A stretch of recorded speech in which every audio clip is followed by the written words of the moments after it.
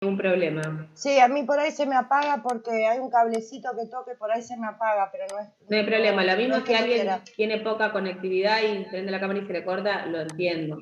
Es Bien, simplemente no, porque hoy particularmente veo a muchos con la cámara apagada, nada más. yo porque le quería avisar que a lo mejor 4:30 me retiro porque tengo una clase de consulta, porque mañana rindo Bien, privado, por no eso. hay problema. No hay ningún Listo. problema, Nora. Gracias, No, de nada. profe. Bien, otro hito importante a nivel internacional lo tenemos con la sanción del convenio 1 de la OIT, que justamente se ocupó de la jornada de trabajo en la industria, que es un convenio del año, bueno, fue ratificado por Argentina en 1933 a través de la ley 11.726, o sea que forma parte de los convenios de la OIT que han sido ratificados por nuestro país, y de alguna manera se considera un antecedente directo de la ley 11.544, que es la ley de jornada de trabajo, que va a ser uno de los cuerpos normativos a los que vamos a recurrir para estudiar esta materia. Bien, el convenio 1 de la OIT se ocupaba de regular la jornada de trabajo en la industria y hablaba de una jornada máxima de 8 horas diarias y 48 horas semanales, si bien podía, por autorización administrativa, excederse de una hora, o sea, excederse de las 8 horas diarias, siempre y cuando no se superara las 9 horas diarias. Si bien no es la redacción que actualmente tenemos en la ley 11.544, sí es un antecedente directo, y aparte este convenio fue importante porque es un convenio que fue ratificado por nuestro país. Bien, bueno, como les decía, la jornada de trabajo la vamos a tener, vamos a recurrir para estudiar este tema a dos cuerpos normativos. En primer lugar, a la ley 11.544, es una ley del 12 de septiembre de 1929, o sea que es una ley que tiene casi 92 años, y a su decreto reglamentario, que es el decreto 16.115 del 33, que reglamenta algunas cuestiones relativas a la jornada de trabajo, que también ha sufrido modificaciones a lo largo de los años. Y aparte Profe, de eso, ¿cómo? perdón, sí, perdón, ¿puedes repetir el número de ley y Sí, decreto? la ley es la 11.544 de 1929. Y el decreto es el 16.115/33. Y aparte vamos a encontrar la regulación de la jornada de trabajo en la Ley de Contrato de Trabajo 2744 a partir del artículo 197. Bien, Gracias. no de nada. Bien, la jornada de trabajo, bueno, el artículo 197 nos define qué, de la Ley de Contrato de Trabajo, nos define qué jornada de trabajo. Se entiende por jornada de trabajo todo el tiempo en el cual el trabajador está a disposición del empleador, en tanto no puede disponer de ese tiempo en beneficio propio. Es decir, hay tres criterios para determinar qué es tiempo de trabajo. El que usa nuestra ley se llama nominal. Es el tiempo en el cual el trabajador está a disposición del empleador, siempre y cuando el trabajador no pueda disponer de ese tiempo en beneficio propio. Tenemos otros dos criterios. El otro criterio se llama work time en inglés, o tiempo legal o reglamentario, que es el tiempo que está determinado en la ley como tiempo de trabajo, y el tiempo efectivo o actual time, que es el tiempo neto de trabajo, es decir, que se excluyen las pausas o las interrupciones dentro de la jornada de trabajo. El que utiliza nuestra ley de contrato de trabajo es el de tiempo nominal. Bien, concordantemente con la definición que nos da el 197 sobre qué es tiempo de trabajo, el artículo 103 de la LST, que lo deben haber visto con el doctor Sullivan cuando viene la parte de remuneración, dice que el empleador le debe al trabajador la remuneración por poner su fuerza de trabajo a disposición del empleador, aunque no esté efectivamente prestando ningún servicio. O sea que, de alguna manera, ese artículo se integra con lo que es el 197 en cuanto a que el kit para determinar qué es tiempo de trabajo es que el trabajador ponga su fuerza de trabajo a disposición del empleador. Los traslados, tanto del domicilio del trabajador hacia el lugar de trabajo como del lugar de trabajo hacia el domicilio del trabajador, no integran la jornada de trabajo, es decir, que no va a importar si el trabajador tarda 5, 10 minutos, 1 hora o 2 horas en llegar al lugar de trabajo. Sí es un instituto importante que nos va a servir cuando veamos el tema de accidentes y enfermedades de trabajo, cuando lleguemos a esa unidad, en cuanto a los accidentes sin itinere. Bien, muy bien. ¿Quién lo dijo? Brenda. Muy bien, Brenda desde la penumbra de cibernética. Exactamente, va a ser importante en cuanto a eso, pero no va a integrar en sí el tiempo de trabajo. Hay un fallo de la Corte Suprema de Justicia de la Nación, que es del 1 de agosto de 1989, que es Luna Juan contra Compañía Naviera Pérez Compán. Acá la Corte se refirió al objeto del contrato de trabajo y habló de los lapsos de inactividad que dependan de la voluntad del trabajador y de los lapsos de inactividad en donde el trabajador pueda disponer de ese tiempo en beneficio propio, así como los traslados no están comprendidos dentro de lo que es la jornada de trabajo.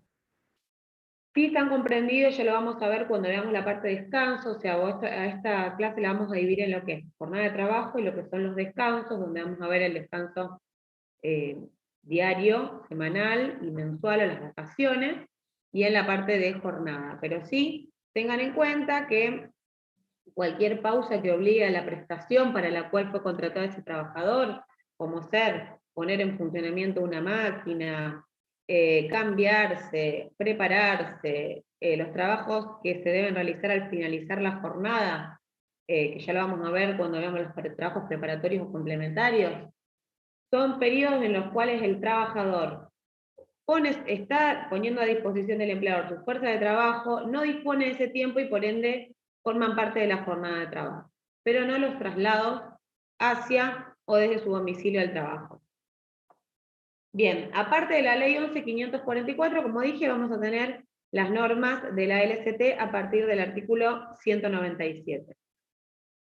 Bien, el artículo 1 de la ley 11.544 nos dice, sí, ¿alguien está haciendo una pregunta o se desactivó un micrófono? Yo. Sí, Marcia. Disculpe, le quería preguntar en cuanto a lo que estaba diciendo de qué integra la jornada, en cuanto a los periodos que tiene para comer o para ir a... entonces sí integra... claro, o sea, cuando hay un periodo, por ejemplo, un momento para almorzar, una pausa para un refrigerio, para poner en funcionamiento una máquina, para cambiarse, para descambiarse, si es que el trabajador utiliza algún tipo de traje especial. Como son periodos en los cuales está previsto que el trabajador, digamos, realice alguna conducta donde es parte del trabajo, como ser una jornada de 8 horas en donde el trabajador corta para un break o para cualquier tipo de... A veces cuando se trabaja con materiales contaminantes hay pausas obligatorias dentro de la misma jornada. Esos tiempos integran la jornada de trabajo. Ahora, si yo trabajo en una jornada, por ejemplo, cortada, como se dice habitualmente, y trabajo de 8 a 12 y de 16 a 20, esas horas en donde yo puedo irme a mi domicilio, no sé, irme al shopping a comprarme ropa, irme a dormir la siesta, ir a cuidar a mis hijos, etcétera, ese periodo en donde yo puedo disponer del tiempo no va a ser tiempo de trabajo. O sea, ahí sí estamos hablando de una jornada de 8 horas cortadas, en definitiva lo que se le va a remunerar a ese trabajador o esa trabajadora son 8 horas de trabajo. A eso va apuntado.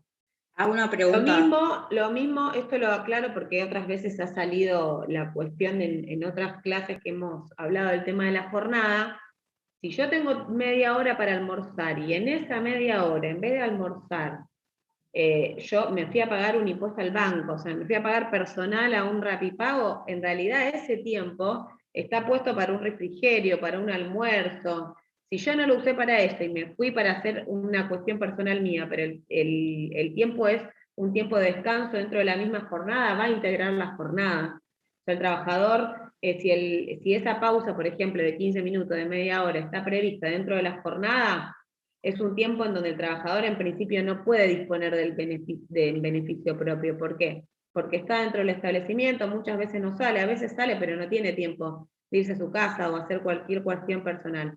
Esos periodos de tiempo integran la jornada de trabajo. Obviamente va a haber que ver cada caso concreto, si hay algún caso que pueda resultar fino, border, y en donde el trabajador reclama algún tipo de hora extra, hora extraordinaria, si se quiere, pero ese es el principio, ¿no? Y esto responde a tu pregunta, Marcia. Sí, Brenda, ¿vos querías hacer una pregunta? Me apareció. Sí, era con respecto al tema del trabajo cortado. ¿Qué pasa en cuanto a los accidentes laborales en ese cortado, digamos, en ese periodo? Bueno, ahí vas a tener que analizar, digamos, si es un accidente in itinere, digamos, vas a ver si el trabajador iba del trabajo a su casa, de su casa al trabajo, y si desvió el recorrido, si informó a la RT, y es alguno de los casos que prevé la ley de riesgo de trabajo y modificatorias en cuanto a cuándo el trabajador puede desviar el recorrido, si da aviso a la RT, el tema de pluriempleo, de ir a visitar a un familiar enfermo no conviviente. O sea, que es etcétera, igual etcétera. que como el trabajo de corrido, como si no hubiese Sí, o sea, a ver, si es un periodo, si yo tengo 3 horas en el medio, porque hago turno cortado, perdón, y en esas 3 horas, si el accidente se produce en el trayecto del trabajo a mi casa o viceversa, y no estoy, o sea, y si bien, o bien en alguno de los casos en que desvié el recorrido, pero avisé a la RT y está cubierto por la ley, que son estos casos que mencionaba recién, que ya no me quiero meter en ese tema, porque es un tema que lo van a ver cuando vean riesgo de trabajo. En ese caso, la RT va a tener que responder por el accidente, la enfermedad, etcétera, lo que haya sucedido. Pero si yo tengo 3 horas al mediodía, estoy en mi casa, y en mi casa me paré en una escalerita para buscar un yogur y me caí, me quebré una pierna, eso es un accidente inculpable. A ver, porque no tiene causa con el trabajo. No sé si eso responde a lo que me preguntaba. Entra a lo que es, cuando es trabajo cortado, entra durante la jornada que está cumpliendo, por ejemplo, 4 horas a la mañana y 3 horas a la tarde, por decir. Entre medio se calcula el horario de que él está en recorrido en el accidente in itinere, como decía vos, como decía la profe. O sea, si está en su casa, no. Para mí no. No, para vos no, y no es así que es correcta la corte. Bien, continuamos. Aparte de las normas, como dije, de la ley de jornada de trabajo y de la ley 2744, tenemos también las disposiciones del artículo 14 bis, que en cuanto a esta materia, hablan de condiciones dignas y equitativas de labor, jornada limitada, descanso y vacaciones pagados. Es decir, que donde encontramos las normas intuitivas de la jornada laboral, en nuestro derecho, o sea, partamos del 14 bis, ¿no? De la manda del 14 bis, de la ley de jornada de trabajo, de la ley de contrato de trabajo a partir del 197, y obviamente también los convenios de la OIT que han sido ratificados por nuestro país, los tratados con jerarquía constitucional del 75, inciso 22, y a todas aquellas otras fuentes del derecho que contemplen normas relativas al descanso.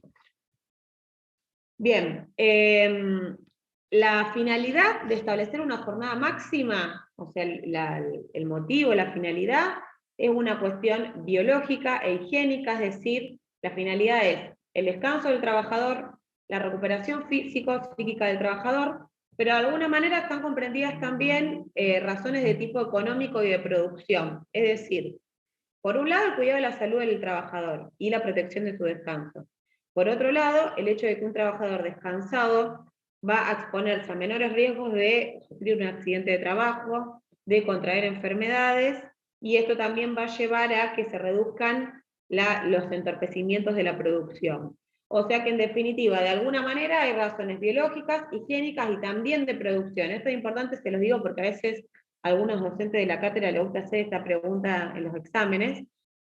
Le está puesta la limitación de la jornada, está en beneficio del trabajador, pero de alguna manera responde también a razones de orden económico, de producción, etc. O sea que de alguna manera también la jornada limitada indirectamente termina beneficiando, ¿no?, al empleador a sí mismo. Profe, Sí. una consultita. Sí, Eso puede ser Cristian. lo que pasa en Japón, por ejemplo, que justamente cuando hacen paro trabajan más para afectarles justamente el tema de la producción. ¿Sería un caso así? Sí, si se quiere, sí. En realidad siempre está visto, bueno, a veces en las grandes compañías multinacionales hasta tienen esos periodos, esos mini periodos donde los trabajadores inclusive pueden dormir siestas pequeñas, pero justamente se relaciona con esto de que el trabajador descansado rinde más, o sea que en definitiva son las dos caras de la moneda, o sea, beneficia al trabajador, a veces al empleador lo puede llegar a perjudicar, es el hecho de una jornada limitada, porque por diversas cuestiones, porque obviamente es... También pasa con el trabajo insalubre y el trabajo nocturno, que las jornadas son diferentes. Sí, totalmente, pero a lo que voy es que, en definitiva, quieras o no, termina beneficiándolo el empleador en el sentido de que un trabajador descansado y bien dormido, si se quiere, aunque uno no puede controlar obviamente lo que hace el trabajador cuando llega a su casa, se supone que rinde más, y si rinde más, mejora la producción, si está descansado, es probable que se exponga menos a tener un accidente o una enfermedad dentro de por el hecho o en ocasión del trabajo, por decirlo de alguna manera. Perfecto. Pero sí, podría suceder. Bueno, bien, el artículo 196 de la LST nos dice que la extensión de la jornada de trabajo es uniforme para toda la nación, con exclusión de toda disposición provincial en contrario, salvo en los aspectos que en este título se modifiquen o se aclaren. Bien, la pretensión de la ley es que la jornada de trabajo sea uniforme, es decir, que la regulación es nacional y está regulada tanto en la LST como en la Ley de Jornada de Trabajo, la 11.544. Obviamente, la ley de contrato de trabajo, como lo vieron en la clase de principios, es el piso, es la base, pero tanto el convenio colectivo de trabajo como los estatutos profesionales podrían establecer alguna mejora, es decir, podrían establecer, por ejemplo, una jornada más corta, o bien, a veces con respecto al tema de descansos, puede establecer distintas formas de computar los descansos, siempre que sea en beneficio del trabajador y no que vaya por abajo de las condiciones que establece la LST. Por ejemplo, que ahora vamos a ver cuando veamos el tema de los descansos anuales o vacaciones, hay convenios colectivos que computan los plazos de vacaciones en días hábiles. Entonces, al computarlos en días hábiles, termina siendo en los hechos un plazo de vacaciones más largo que el de días corridos, que es el que establece la LST. Entonces, en ese caso sí se permite que la negociación colectiva fije otro cómputo porque está puesto en beneficio del trabajador y no en su menoscabo o en su perjuicio. Bien, vamos a lo que son las exclusiones y las excepciones del régimen de jornada. El artículo 1 de la 11.544 nos dice que no están comprendidos en las disposiciones de esta ley los trabajos agrícola-ganaderos, los trabajos del servicio doméstico, ni los establecimientos en donde trabajen únicamente miembros de la familia del jefe, dueño, gerente, director o habilitado principal. Tengan en cuenta a veces que, como dije, la ley de jornada de trabajo va a cumplir 92 años, una ley muy vieja, y a veces usa vocabulario que ya la ley de contrato de trabajo no utiliza. Lo importante que tienen que saber con respecto a esta, digamos, exclusión, yo se lo voy a explicar por ahí de la manera que me parece más sencilla para que no les genere confusiones a la hora de estudiarlo. Los que están excluidos son aquellos a los cuales no se le aplica el régimen de jornada de trabajo. En el caso de los trabajadores agrícolas y lo que son hoy por hoy, a partir de la ley 26.844, se llaman trabajadores auxiliares de casas particulares, que era lo que era antes los trabajadores de servicio doméstico, con el viejo decreto 326 del 56, están excluidos de la ley porque la propia ley de contrato de trabajo los excluye. Pero si vamos a las leyes que regulan tanto el trabajo agrario como los trabajadores y trabajadoras auxiliares de casas particulares, vamos a ver que se excluye la aplicación de la ley de contrato de trabajo en cuanto se oponga a la naturaleza y modalidades del régimen específico. Y a veces las propias leyes, tanto la de trabajo agrario como la de la de servicio doméstico, invocan a las disposiciones de la ley de contrato de trabajo, en cuyo caso la aplicación es directa.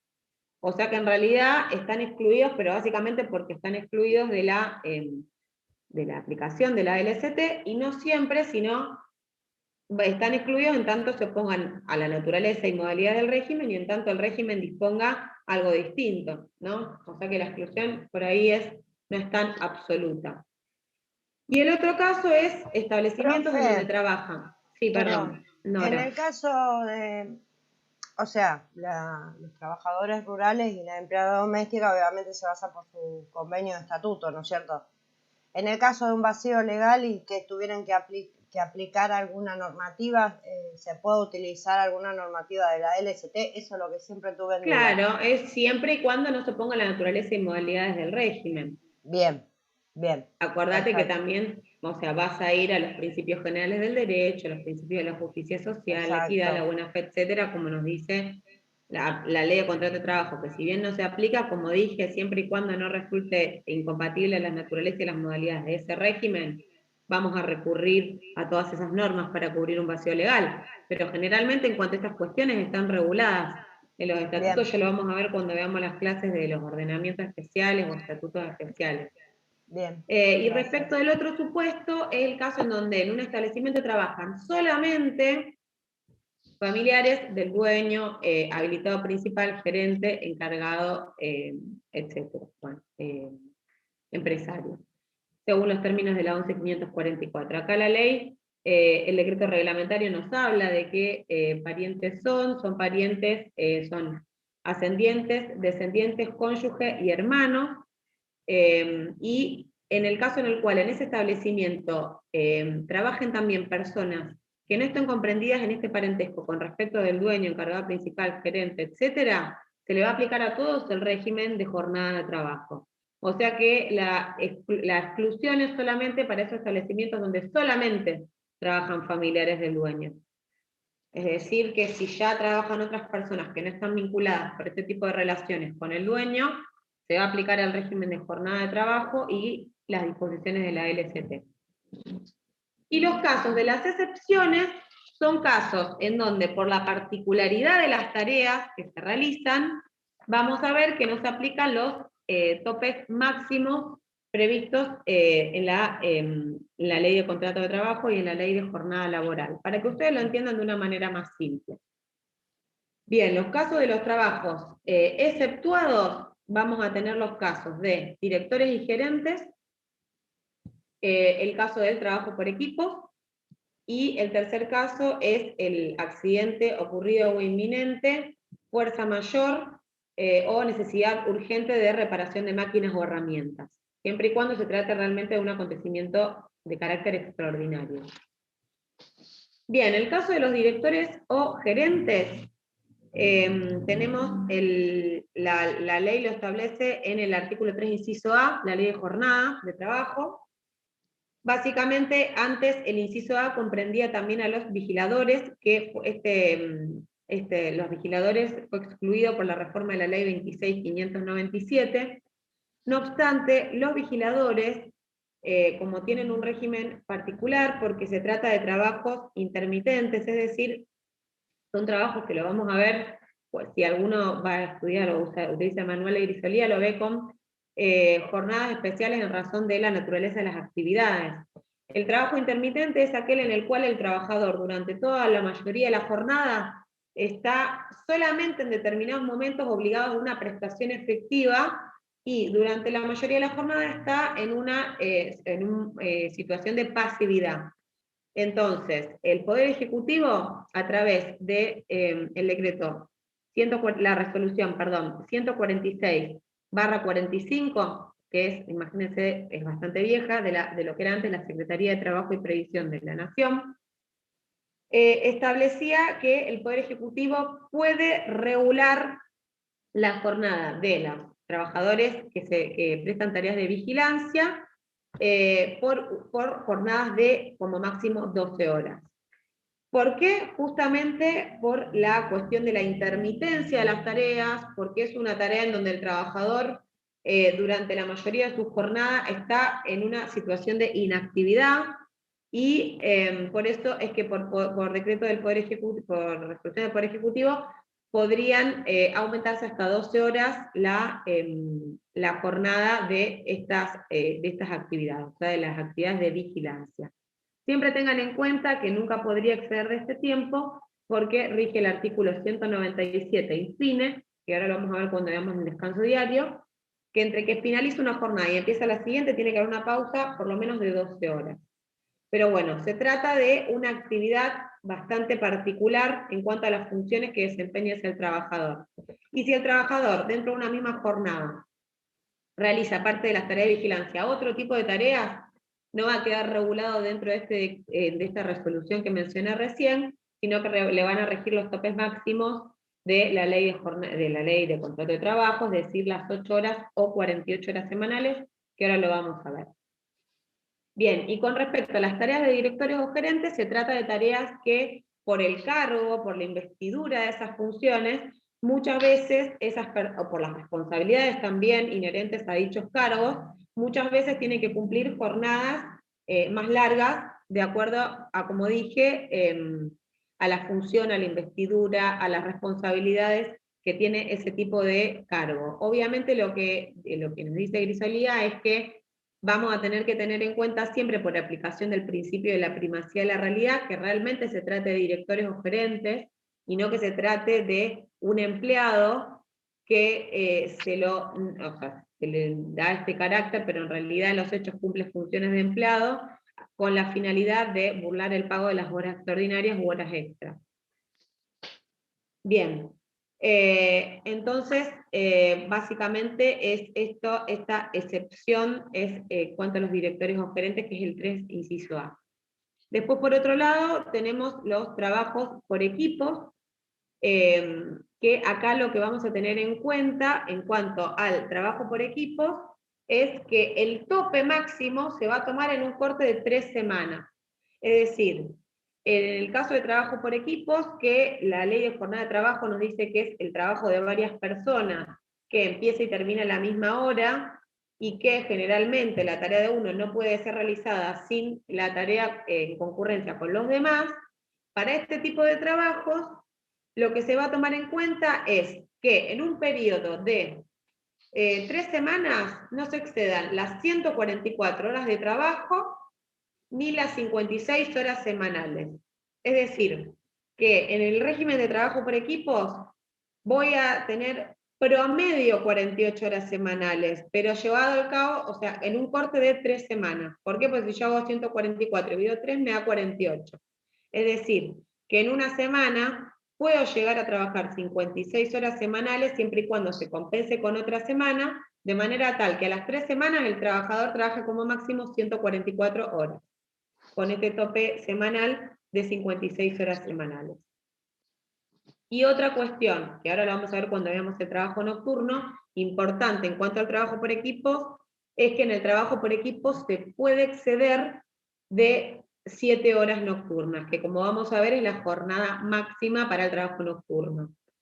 Entonces, en el trabajo por equipo se puede exceder de las 7 horas nocturnas, siempre y cuando no se exceda de 8, y se le otorgue al trabajador un descanso cada 7 días de trabajo efectivo.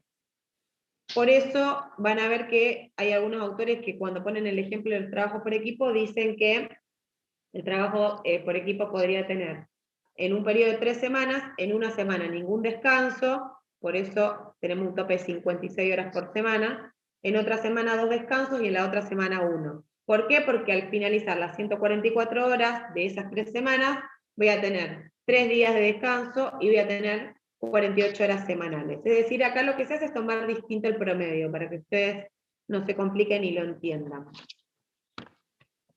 Y el otro caso de accidente ocurrido o inminente, fuerza mayor o necesidad de reparar alguna máquina o herramienta, implicaría una autorización para sobrepasar ese límite legal. Es un caso totalmente extraordinario en donde que haya que reparar algún tipo de máquina, herramienta, desperfecto, una situación de fuerza mayor, y donde el empleador, si sucede, tiene que dar aviso a la autoridad administrativa.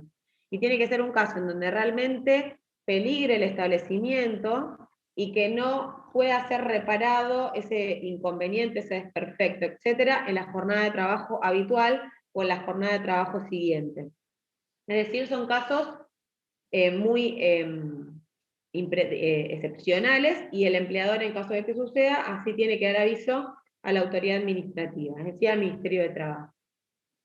Bien, lo que les mencionaba antes en relación a la jornada especial, en razón de la actividad o de las tareas, les hablé del trabajo intermitente, que es, por ejemplo, el trabajo de los vigiladores, puede ser el trabajo de los ascensoristas, de un sereno, en donde justamente por la intermitencia de las funciones y porque donde el trabajador está, digamos, en una situación de pasividad en la mayor parte de la jornada, el Poder Ejecutivo podría, digamos, regular de manera distinta, siempre por reglamentos especiales, cuestiones atinentes a la jornada y a horarios fijos intercalados y topes máximos que no excedan las 12 horas. Pero por las características de esa actividad, y siempre teniendo en cuenta que se trate de jornadas donde el trabajador durante toda la jornada hace estas tareas y no una jornada en donde haga distintos tipos de tareas, en cuyo caso sí tendríamos el tope de la LCT y de la Ley de Jornada de Trabajo. Bien, el otro caso es el trabajo preparatorio complementario, por ejemplo, el encendido del fuego en un parrillero, o la preparación de la cocina en un chef, o la atención de los clientes que quedaron en la línea de caja en un empleado de comercio. Son trabajos que necesariamente deben efectuarse antes o después de la jornada, para culminar el trabajo de esa jornada. Puede ser también, por ejemplo, en los casos de los trabajadores de la salud, ahora en épocas de pandemia, el equipamiento especial que utilizan algunos trabajadores de la salud cuando tienen que cubrirse todo el cuerpo con los trajes especiales, los anteojos, las mascarillas, etc. Y como es un tiempo en el cual el trabajador no dispone de ese tiempo en beneficio propio, también integra la jornada de trabajo.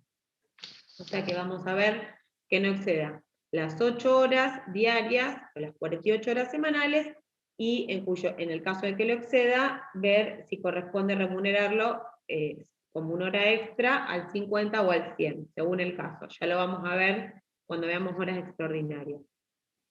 Y el otro caso que menciona este autor con respecto a la jornada especial en razón de las tareas, el caso de trabajo por equipos, que lo expliqué anteriormente como una de las excepciones, que en realidad acá la distinción va a estar en tomar el tope a las 3 semanas de trabajo, es decir, las 144 horas en 3 semanas, de manera que nos quede un promedio de 48 horas semanales, siempre que en una semana no se excedan las 56 horas.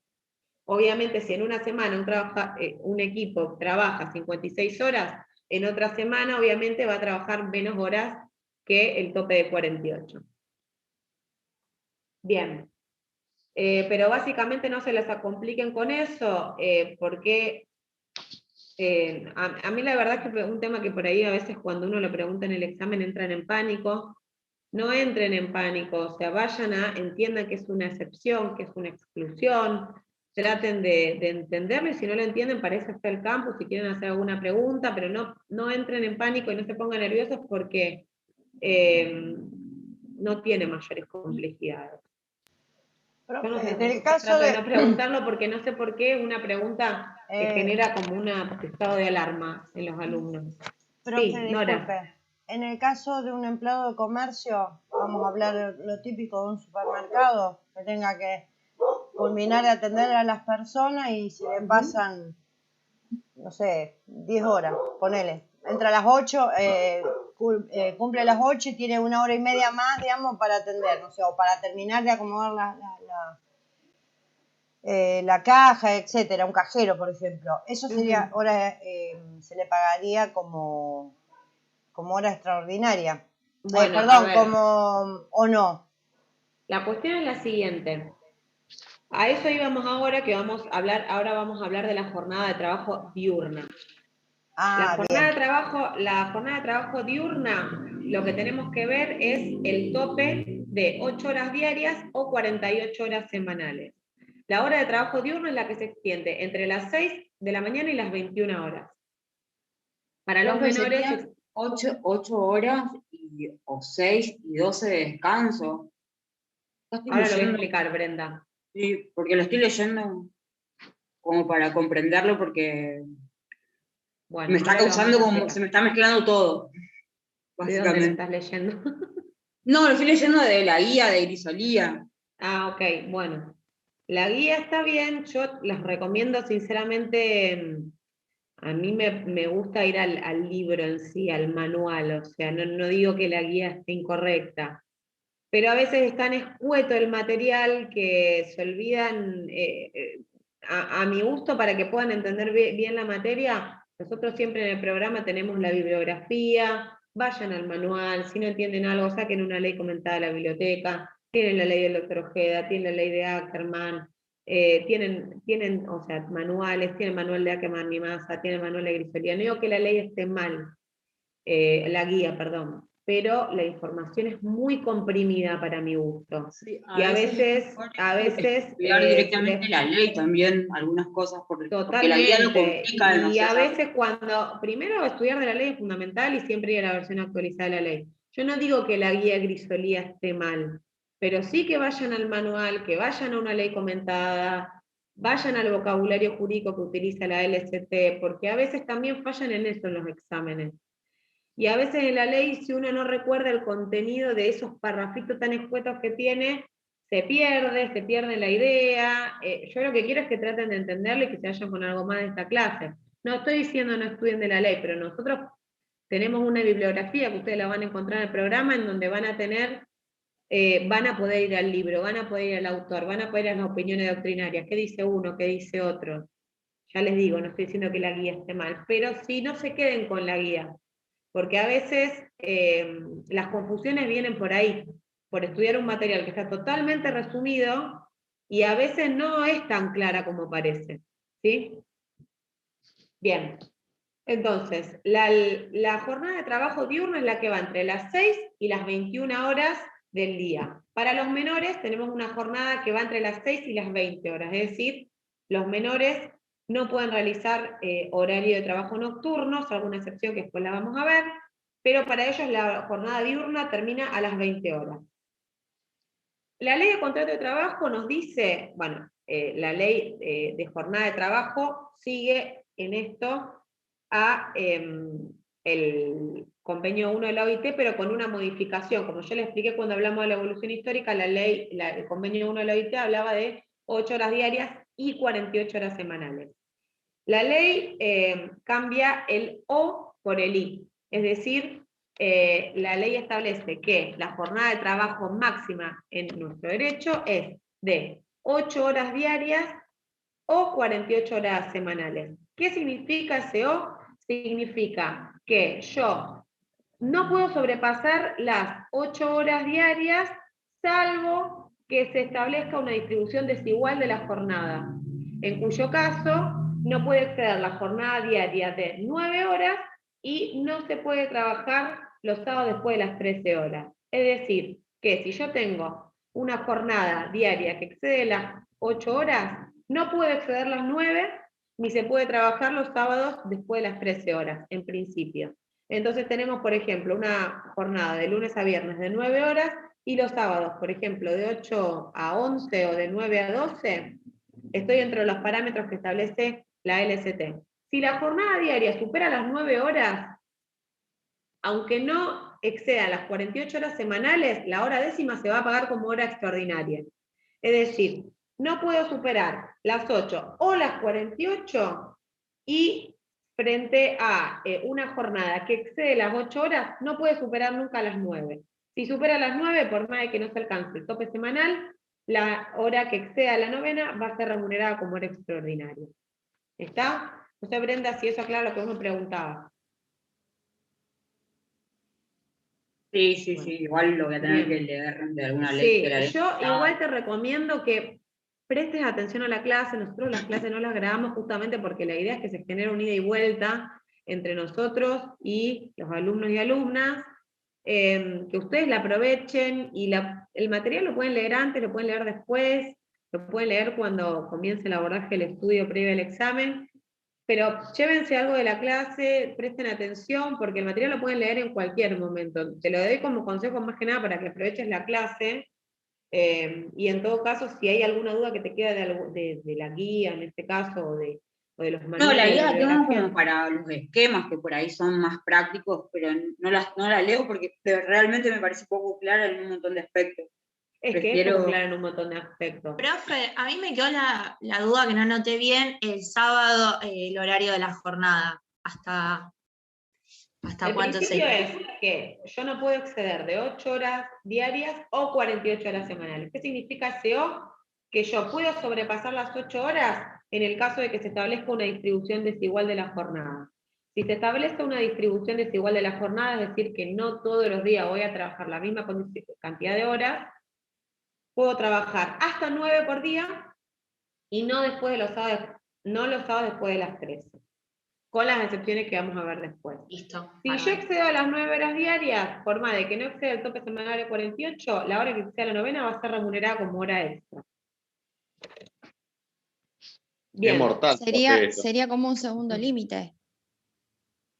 Claro, o sea, yo tengo un Lo límite de las diario y un 9 límite horas semanal. diarias. Frente a la discrepancia voy a estar al límite semanal, pero siempre y cuando no supere las 9 horas diarias. Así Perfecto. sería. Sí. Y Claro, por tengan ejemplo, se puede trabajar de lunes a viernes 9 horas y la siguiente el sábado no sobrepasando las 13 horas, por ejemplo. Ujú. Sí, totalmente. Que ese sería el tope diario, o puedo trabajar menos horas en la semana y trabajar, pero no sobrepasar el sábado las 13 horas porque ya sería horas extraordinarias. Exactamente. Bien. Bien. La distribución de las horas de trabajo va a ser privativa del empleador. El empleador tiene que colocar carteles con lugares visibles a todos los trabajadores en el establecimiento, en donde conste el esquema de horarios y, por supuesto, de los descansos. Obviamente hacerlos conocer a todo el personal. No está sujeto a autorización administrativa para diagramar los esquemas de los horarios de trabajo, siempre y cuando cumpla con las normas sobre jornada máxima y a respetar los descansos entre jornada y jornada, que ahora lo vamos a ver. Bien. La jornada nocturna es aquella que va de entre las 21 horas y las 6 de la mañana. El trabajo nocturno no puede superar las 7 horas diarias. La ley lo que trata de hacer justamente es desalentar de alguna manera el trabajo nocturno porque se entiende que la biología del cuerpo humano está adaptado al cuerpo humano a descansar durante la noche y a tener actividad durante el día. Por eso es que se dice vulgarmente que la hora de trabajo nocturno vale más que la hora diurna. Es decir, que un trabajador que trabaja 7 horas diarias y 42 semanales va a tener, en horas nocturnas, va a tener derecho a la misma remuneración que un trabajador que hace 8 horas diarias y 48 horas semanales en jornada diurna. En el caso de los turnos rotativos del trabajo por equipo, como dije, se pueden hacer 8 horas en trabajo nocturno, siempre y cuando se otorgue un día de descanso cada 7 efectivamente trabajados. O sea que el caso del trabajo por equipos también sería una excepción a la jornada máxima nocturna. Bien. Y con respecto a los menores, que como dije antes, que ya lo vamos a ver cuando veamos el tema de trabajo en menores también, los menores tienen una jornada diurna reducida, porque es de las 6 hasta las 20, se exceptúa a los menores mayores de 16 que trabajan en establecimientos fabriles de 3 turnos, en donde pueden trabajar hasta las 22 inclusive. ¿Por qué esa limitación? Porque generalmente los establecimientos que tienen turnos rotativos de 8 horas tienen los turnos de 22 a 6, de 6 a 14 y de 14 a 22, entonces para no entorpecer el funcionamiento de esos esquemas de trabajo se permite que los menores entre 16 y 18 puedan trabajar en esos establecimientos hasta las 22 horas inclusive, permitiéndose solamente ahí la excepción de la previsión de trabajar después de las 20. Y tiene que tener más de 16. Bien. Cuando se exige, ¿qué es una jornada mixta? ¿Alguien sabe qué es la jornada mixta? ¿Y horas diurnas no con nocturnas? ¿Jornada diurna con nocturna sería o no? Bien. ¿Y algo más? Podría ser también horas extras y horas normales. Cortado y corrido. No. Pero bueno, va por lo que decía Cristian, Puede está ser, bien. profe, con las insalubres. Muy Vamos. bien, Ezequiel. Otro que me habla desde la penumbra cibernética.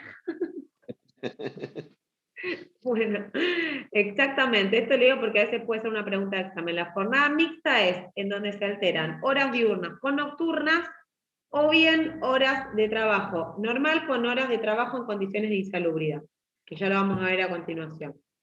La jornada mixta en donde se alternan horas diurnas con nocturnas, vamos a tener en cuenta acá que el trabajador por cada hora nocturna que trabaje equivale a 1 hora y 8 minutos de trabajo diurno. Entonces, el trabajador que realiza una jornada de trabajo en horario diurno y nocturno, es decir, por ejemplo, yo pongo siempre el ejemplo, un trabajador que entra a las 4 de la mañana y sale a las 12 del mediodía. Tiene 2 horas nocturnas, la de las 4 y la de las 5, y el resto horas diurnas. En ese caso, el empleador tiene 2 alternativas. O remunera esas 2 horas de trabajo nocturno como 1 hora y 8 minutos de trabajo diurno, o bien, en el ejemplo que les puse yo, permite que el trabajador salga 16 minutos antes. Es decir, o lo remunera, o bien permite que el trabajador salga 16 minutos antes justamente porque la hora de trabajo nocturno, como dije antes, vale más. Bien, con respecto a las mujeres, existía antes la prohibición en el artículo 174, perdón, 174 lo vamos a ver después. En la ley 24013, me corrijo, existía la prohibición de trabajar en horarios nocturnos. Esa prohibición fue derogada con la ley 24013 que se sancionó en 1991 y actualmente no rige más. Y con respecto a los menores, no pueden trabajar en horario nocturno, comprendido desde las 20 hasta las 6 de la mañana, con la excepción que les comenté recién de los menores de entre 16 y 18 que trabajan en establecimientos fabriles en turnos rotativos, en el caso en el cual pueden trabajar hasta las 22 horas inclusive. Es decir, en ese caso, para este tipo de trabajo en esos establecimientos, se permite que trabajen hasta las 22 horas. Bien. La jornada insalubre es aquella en la cual, por los materiales con los que se trabaja, por la viciación del aire, por las herramientas con las que se trabaja, por las temperaturas, el Poder Ejecutivo ha declarado a dicha tarea en condiciones de insalubridad y le ha impuesto una jornada reducida. Es decir, ya no se llama más trabajo insalubre porque en realidad depende de una declaración administrativa que se va a hacer la autoridad administrativa, es decir, el Ministerio de Trabajo puede actuar tanto a raíz de una denuncia como de oficio, va a verificar el lugar en donde se trabaja, las tareas, las condiciones en las cuales se presta esa tarea, y va a brindar un plazo prudencial al empleador para que corrija esa situación. Si el empleador en ese plazo no cumple con rectificar la condición que amerita la insalubridad, se va a declarar la insalubridad. ¿Qué significa la insalubridad? Que existe una jornada máxima de 6 horas y 36 semanales. Acá sí decimos y 36 semanales porque no puede exceder la jornada de 6 horas diarias. Es decir, en la jornada de trabajo en condiciones de insalubridad no se puede hacer horas extras.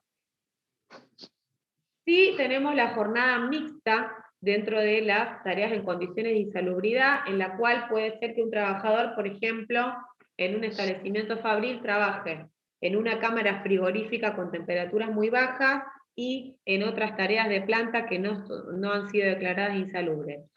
Por dar un ejemplo. En ese caso, el trabajador puede hacer como máximo 3 horas en condiciones de insalubridad.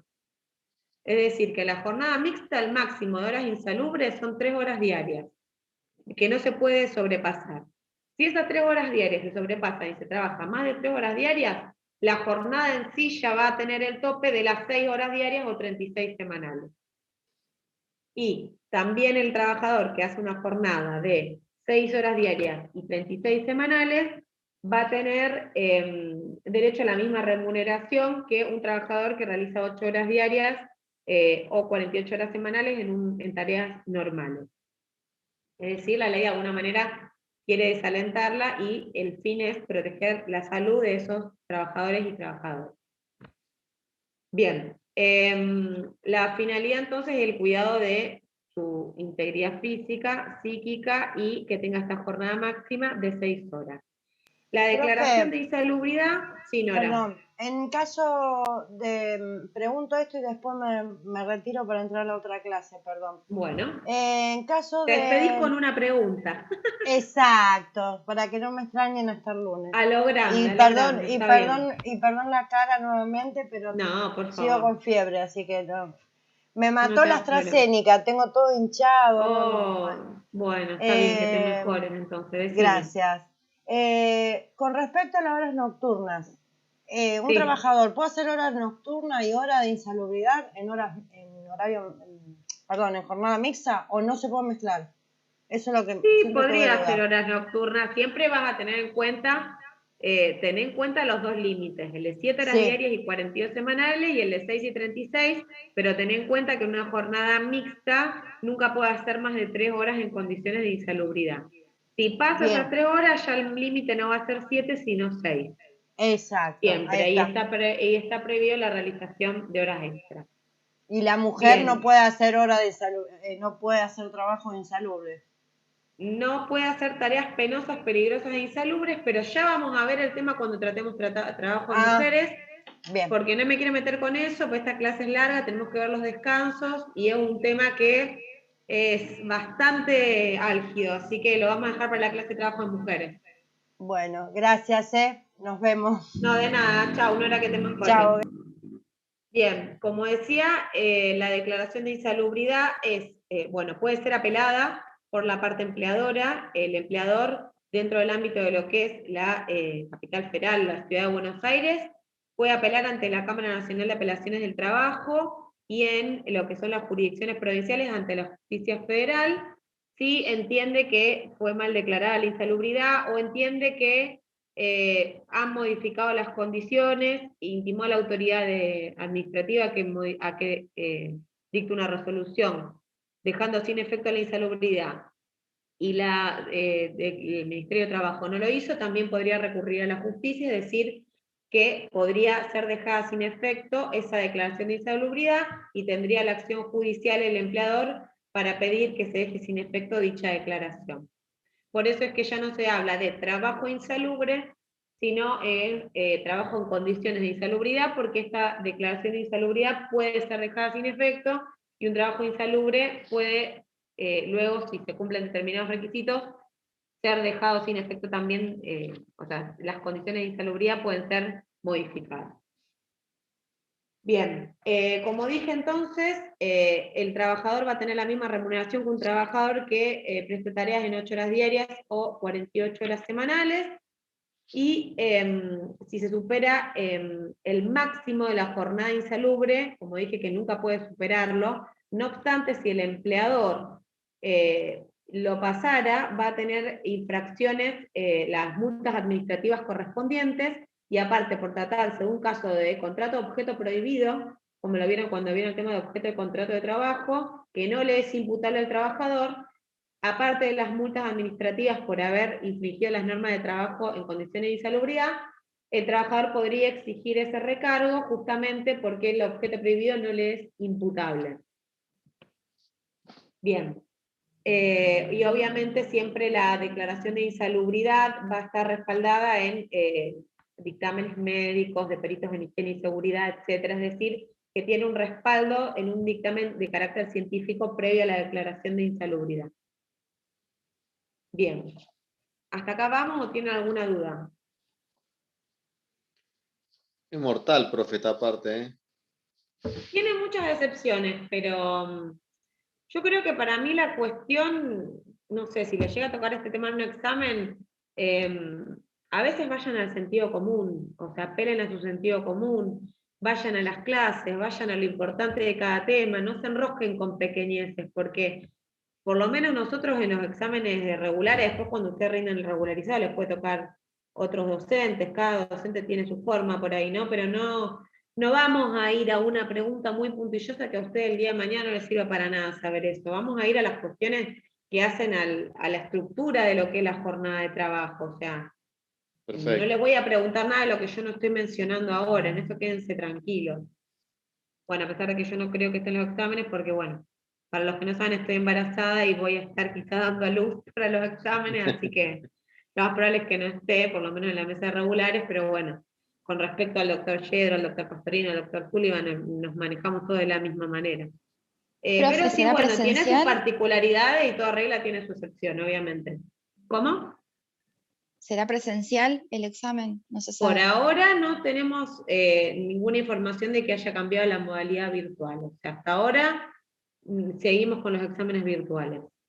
No lo sabemos. Sujeto a cualquier cambio, pero en principio sería virtual. Bien. Vamos a lo que son ahora las horas extraordinarias u horas extras. Bien. Las horas extras u horas extraordinarias son aquellas en las cuales el trabajador presta tareas por fuera de la jornada máxima legal, es decir, por fuera del horario del tope máximo. Generalmente se realizan por cuestiones de producción, ya sea en forma permanente o en forma transitoria, o sea, según el caso pueden ser extraordinarias o no. A veces también responden a necesidades de tipo extraordinario, como dijimos antes, el tema de la fuerza mayor, de reponer una máquina, de reparar algún tipo de herramienta o máquina, pero siempre está involucrado de alguna manera el principio de colaboración con los fines de la empresa, que lo vimos cuando vimos la parte de derechos y deberes del trabajador, ¿se acuerdan? El artículo 62 de la Ley de Contrato de Trabajo. Es decir, que las partes están obligadas activa y pasivamente, no solo aquello que resulta de los términos del contrato de trabajo, sino también aquellas conductas que emergen de la ley, de los estatutos profesionales, de los convenios colectivos, siempre tomando en cuenta un criterio de colaboración con los fines de la empresa.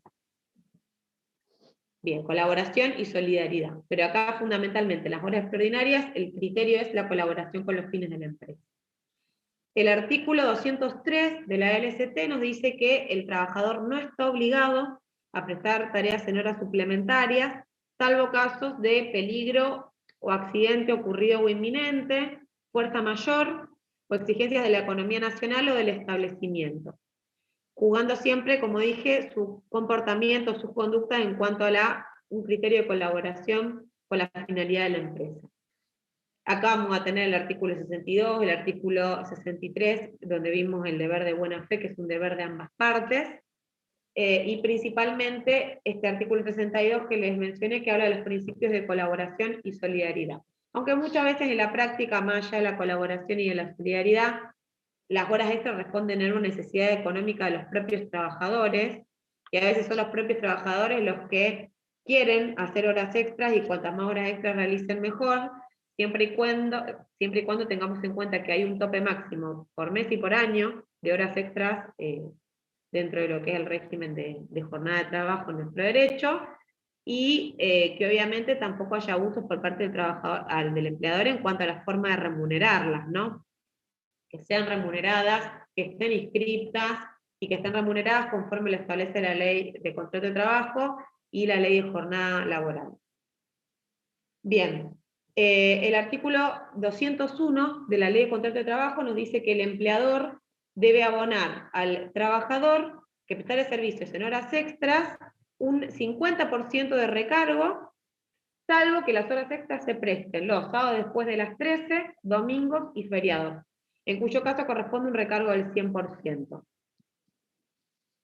Bien, y esto obviamente es sin perjuicio de los mayores beneficios que puedan establecerse en el convenio colectivo de trabajo. Por ejemplo, si el convenio colectivo determinara una remuneración mejor de la hora, siempre el piso va a ser en ese caso, para ese colectivo de trabajadores, el convenio colectivo de trabajo y no la LST. Bien, acá vamos a tener en cuenta siempre, bueno, como dijimos, el tope máximo que establece la Ley de Contrato de Trabajo. Vamos a tener el tope de 8 horas diarias o 48 horas semanales, como expliqué antes, en el caso de distribución desigual, que no excedan 9 y los sábados después de las 13, pero acá vamos a tener en cuenta también las actividades que por reglamentación están autorizadas a trabajar fuera de estos horarios, porque cuando vamos a ver la parte de los descansos vemos que el principio es que el trabajador los sábados después de las 13 y todo el domingo descanse. Sin embargo, hay actividades que se prestan fuera de esas horas de manera habitual, porque la reglamentación y se hacen generalmente a cuestiones de tipo de gastronomía, shoppings, cines, teatros, hotelería, o sea que vamos a ver que en estas actividades vamos a tener en cuenta los límites máximos de la jornada laboral, es decir, las 8 horas diarias o las 48 horas semanales, que van a fijar los topes máximos para determinar cuándo corresponde horas extra. Sí, no sé quién me quiere hacer una pregunta. Yo, profe, te iba a consultar el tema de la gente que trabaja, ponerle 12 horas, por lo general en fábrica. Sí. Eso, ¿qué onda? Bueno, ahí lo que tenés que ver primero es la pausa del descanso diario, es decir, el descanso entre la... que otra tiene que ser como mínimo de 12 horas porque de jornada de trabajo, de la 197 infine de la ley de contrato de trabajo. Y por eso también tenés que tener en cuenta que en realidad un descanso no gozado no obliga a un recargo. ¿Me escuchan bien? Porque me dice conexión inestable. No, se corta, sí, se profe. corta un poquito. Bueno, lo voy a volver a repetir. Que tengas en cuenta siempre que la ley de contrato de trabajo, que si no hay un convenio colectivo que fije un beneficio mayor, es el piso, establece que entre que termina una jornada y empieza la otra tiene que haber por lo menos 12 horas. Eso por un lado. Y por otro lado, como la finalidad de los descansos es la recuperación psicofísica del trabajador y el cuidado de su salud, en realidad el empleador no podría pactar con un trabajador de, bueno, terminar a las 12 de la noche y te veo acá a las 8 de la mañana. Eso no podría ser remunerado de manera extra porque en realidad no hay norma que obligue al pago extra de un descanso no gozado. ¿Por qué? Porque se estaría tergiversando la finalidad de la norma, que es el descanso, el cuidado de la salud. Entonces, en realidad, cuando un trabajador está menos de 12 horas fuera de su trabajo, entre que termina una jornada y empieza la siguiente, no podría, no digo que en la práctica no pase, en la práctica pasa de todo, obviamente, pero no podría en realidad tener un descanso entre que termine una jornada y finalice la otra menor a 12 horas. Entonces, en ese caso, el empleador no podría remunerarlo por demás por haber excedido esas horas o por haber reducido ese descanso. Lo mismo que yo no puedo compensar con mi empleador no tomarme vacaciones y que me remunere de manera extra. ¿Por qué? Porque el trabajador que no se toma las vacaciones las pierde. O sea, ustedes siempre piensen que no hay norma que obligue al pago de un descanso no gozado. Es decir, yo no puedo pactar con mi empleador, trabajo 2 años seguidos y no tengo vacaciones y durante esos 2 meses que por ejemplo, no sé, 35 días de vacaciones que me correspondían, me pagás el 100% de mi salario habitual. Eso no se puede porque se está tergiversando el fin de la norma. El único caso, porque esto a veces puede llegar a ser una pregunta de examen, el único caso en el cual las vacaciones se compensan en dinero es cuando se produce la extinción de contrato de trabajo. Y el trabajador tiene derecho a una indemnización por vacaciones no gozadas. ¿Pero por qué? Porque el trabajador no las va a gozar. O sea, se extingue el contrato de trabajo, el trabajador no va a gozar de esas vacaciones porque la relación terminó, tiene derecho a una indemnización por vacaciones no gozadas o indemnización por vacaciones proporcionales, pero eso es justamente porque no las va a gozar. Yo no puedo decidir no gozarla, ni el trabajador ni el empleador puede decidir que no me las tome y no otorgarla. Por eso vamos a ver ahora qué pasa cuando el empleador no otorga el goce de las vacaciones. ¿Está? En ese caso, no se tiene que intimar al trabajador, al empleador, a que... Sí, pero no nos adelantemos, vamos por partes. Ahora lo voy a explicar. Bien. La prueba de las horas extras, tanto la cantidad de horas extras como la frecuencia, le corresponde al trabajador por el principio de que quien invoca un hecho debe probarlo. Los jueces, la jurisprudencia en mayor o menor medida tiene distintos criterios para determinar la estrictez de la prueba en las horas extras. Es decir, hay jueces más o menos estrictos para probar las horas extras. Lo que es fundamental que ustedes como abogados de la parte trabajadora, en la demanda estimen la cantidad de horas extras que dicen que su cliente realizaba. Eso es fundamental. ¿Por qué? Porque en realidad tiene que haber pautas para determinar el crédito. O sea, si yo no determino el crédito a través de una liquidación en la demanda, tengo que brindarle después las pautas para que lo determine. Es decir, muchas veces se han rechazado yo lo he visto en la práctica, trabajo en el Poder Judicial, en la Cámara de Apelaciones Laboral, en la Sala Tercera, en donde es el camarista el doctor Pastorino. A veces hemos visto en muchos casos jurisprudenciales, no solo de nuestra Cámara, en otros casos también, casos en donde el trabajador no estima siquiera, dice, el señor Pérez realizó horas extras durante toda la relación laboral. Y los testigos vienen y dicen si era compañero de trabajo, hacíamos horas extras todos los días.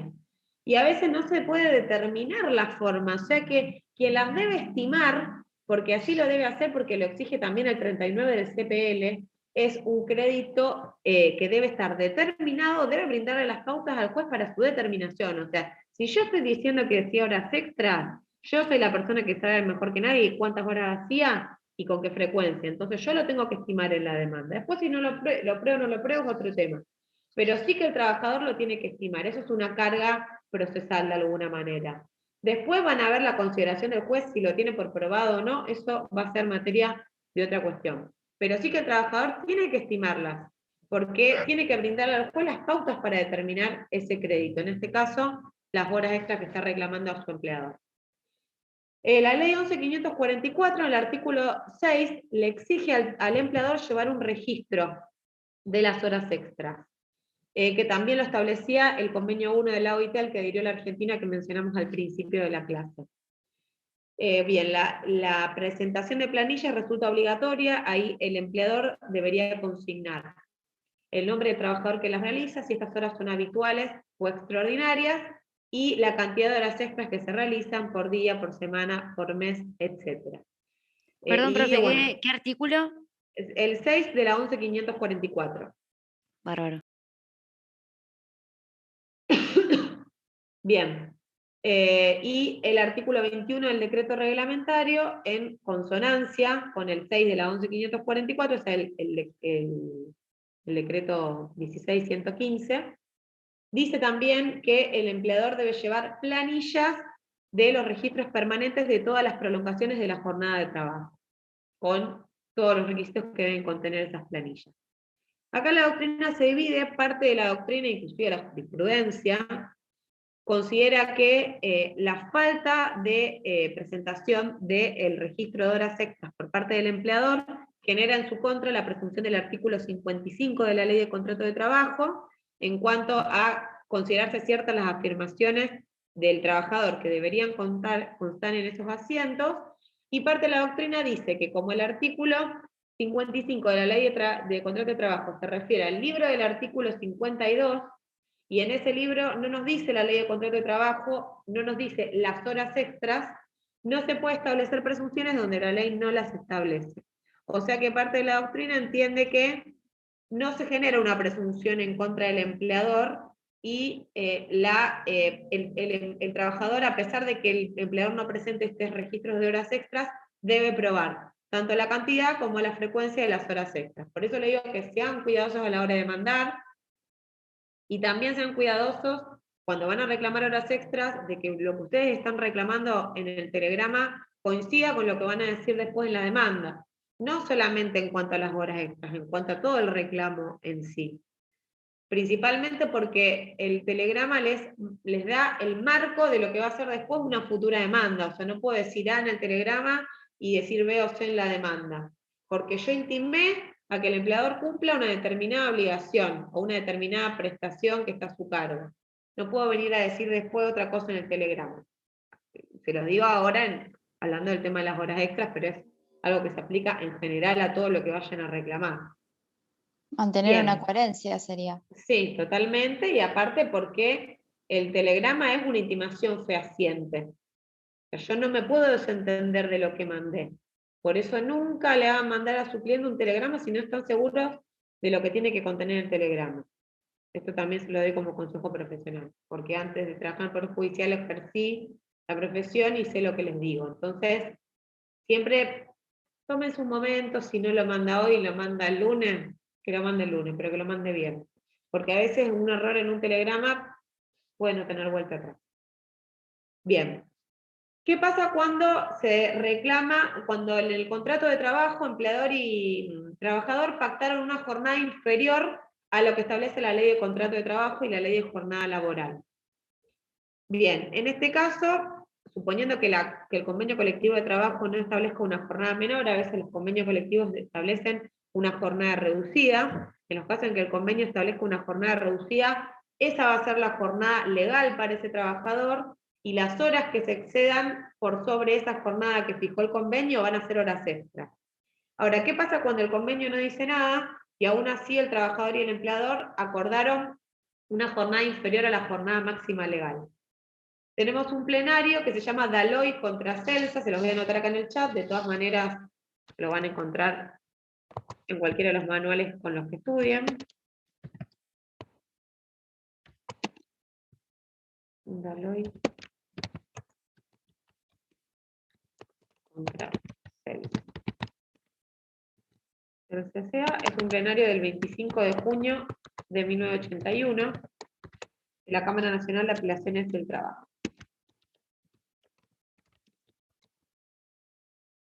Bien, en este plenario básicamente lo que se discutió fue cómo se remuneran esas horas que se trabajan por sobre lo que se fijó en el contrato individual de trabajo, pero que no exceden el tope máximo previsto en la ley de contrato de trabajo. Acá el plenario sostuvo que en esos casos las horas que excedan el contrato individual de trabajo, pero que no superen la jornada legal, van a ser remuneradas como horas comunes, es decir, no se pagan con los recargos del artículo 201, que expliqué anteriormente. Obviamente, como dije antes, con la salvedad de que si el convenio colectivo de trabajo dispone una jornada inferior a lo que establece la LST, como dije antes, y como decimos siempre, la ley de contrato de trabajo es el piso, y el convenio puede establecer una disposición mejor o más beneficiosa. En ese caso, esa jornada va a ser la jornada máxima para ese trabajador, y si se le excede, debe remunerar el empleador como si fuera una hora extraordinaria. Bien, vamos a los descansos dentro de la jornada de trabajo. Los descansos en la jornada de trabajo, vamos a tener el descanso diario, el descanso semanal y el descanso mensual o vacaciones.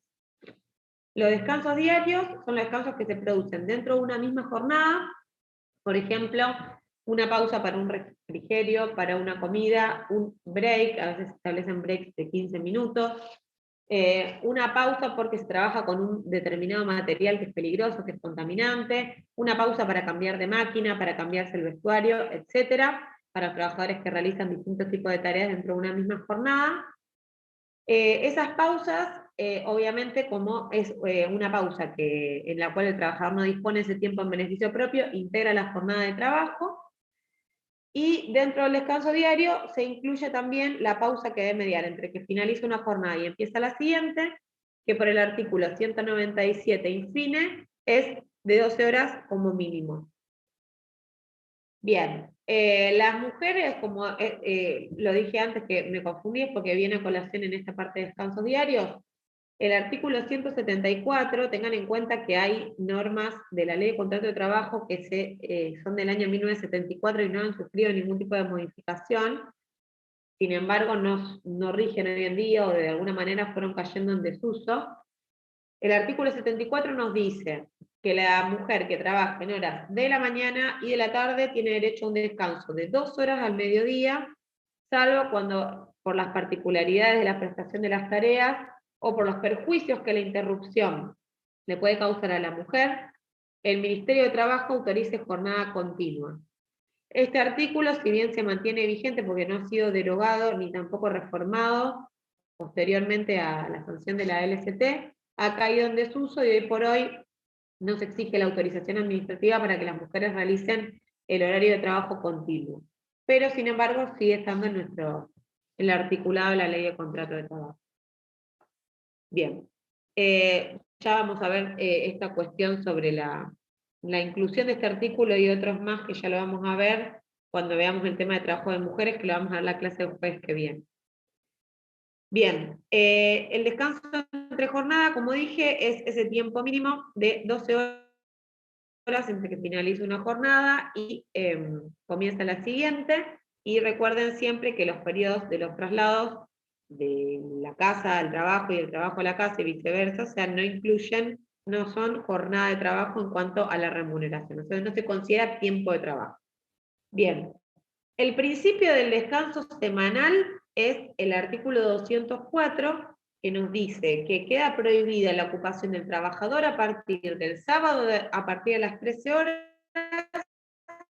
y los domingos, salvo los casos mencionados en el artículo presente, como vimos, era el caso, etcétera, etcétera, en donde el trabajador debe realizar horas extras, o sea, peligro y las cuestiones que requieren una urgencia, en donde se va a apreciar la conducta de ese trabajador con los criterios de colaboración, y salvo los casos en que la reglamentación autorice a prestar horarios fuera de esos periodos. O sea que el principio es: no se trabaja el sábado después de las 13 y los domingos, salvo los casos del artículo 203 y salvo que sea una actividad que por reglamentación, por la naturaleza o por las características de ese trabajo, se haya reglamentada y se permita que se trabaje sábado después de las 13, domingos, etc.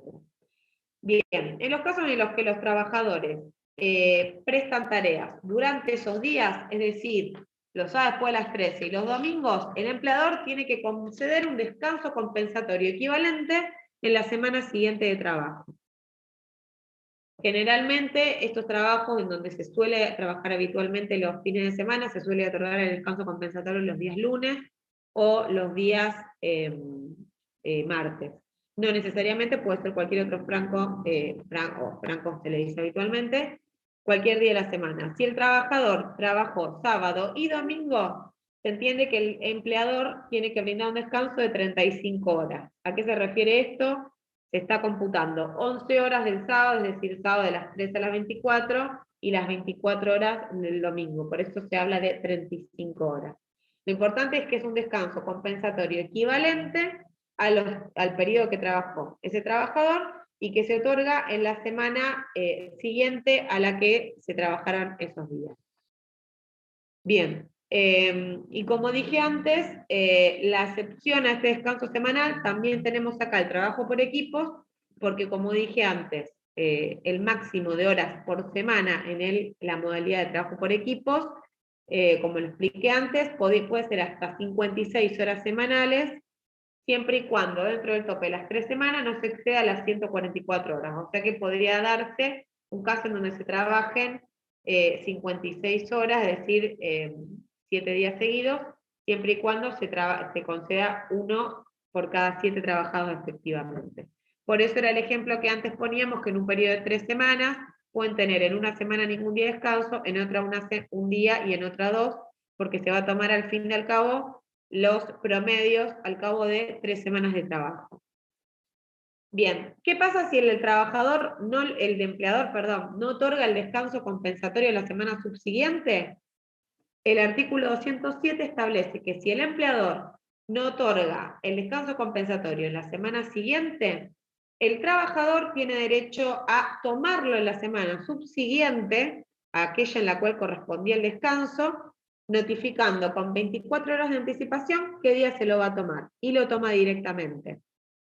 Este mecanismo, parte de la doctrina lo llama promoción de la autotutela, porque es un mecanismo para asegurarse al trabajador que pueda gozar de su descanso, solamente intimando al empleador y sin necesidad de realizar ningún tipo de medida judicial o administrativa previa para reclamar ese descanso. Solo le avisa, digamos. Exacto, le avisa, le manda, o sea, lo intima no, perdón, pues no es la palabra intimar, es notificar simplemente cuándo lo va a gozar con un periodo de 24 horas de anticipación como mínimo. Justamente para que el trabajador no tenga que hacer más nada que notificar, e inclusive si manda un telegrama laboral 27389, es gratuito para el trabajador. Una consulta. Perdón. Sí. ¿Cómo autotutela? ¿Qué más? No me acuerdo. La promoción de la autotutela. Ok, gracias. No, de nada. O sea que se refiere a que, ¿qué dice la doctrina? Cuando la ley dice semana subsiguiente, es la semana siguiente a la cual el descanso debió ser otorgado y no se otorgó. En este caso particular, en donde el trabajador lo toma por sí, notificando con 24 horas de anticipación, el trabajador puede reclamar el salario con el 100% de recargo por ese día de descanso no gozado, y el empleador aparte va a tener que pagar las multas que establezca la autoridad administrativa por violar las normas de descanso semanal. Acá la doctrina está dividida, es un artículo bastante complejo, el 207, sobre qué pasa si el trabajador en la semana subsiguiente no toma el descanso. Para parte de la doctrina, si no se lo toma en la semana subsiguiente, lo pierde, porque operaría como un plazo de caducidad. Y para otra parte de la doctrina, no lo pierde, porque no se pueden establecer otros plazos de caducidad que los establece la ley de manera expresa, y el trabajador tendría un plazo de 2 años, la prescripción del artículo 256 de la Ley de Contrato de Trabajo, para tomarse ese descanso. La mayoría de la doctrina entiende que al ser la finalidad de la norma el descanso del trabajador y recuperar el descanso semanal, la finalidad es que se recupere el descanso de la fatiga producida durante esa semana de trabajo, la mayoría de la doctrina entiende que si no se lo toma en la semana subsiguiente, lo pierde. Otros autores, como por ejemplo de Diego, piensan que el trabajador tiene el plazo